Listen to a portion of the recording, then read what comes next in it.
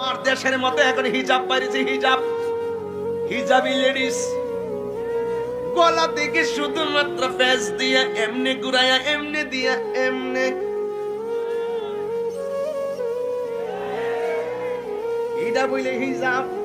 হিজাবের নামে তামাশা শুরু হয়েছে।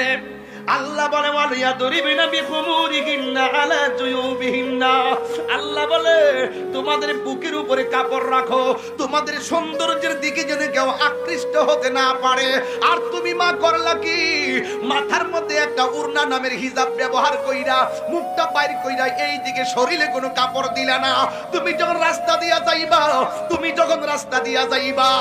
রাস্তা দিয়া যাওয়ার সময় একটা ছেলে তোমার দিকে নজর করলো, এই ছেলেটা 2 দিন তোমার দিকে নজর করলো, এরপর তুমি সাবধান হও নাই, এরপর তুমি রাস্তা দিয়া মুখটা খুললেই চললা, জিহ্বার যে ঠোঁটের মধ্যে লিপস্টিক মাইরাই দিলা, আর বডির মধ্যে কোনো কাপড় দিলা না, শুধুমাত্র একটা সিম্পল কাপড় লাগাইয়া।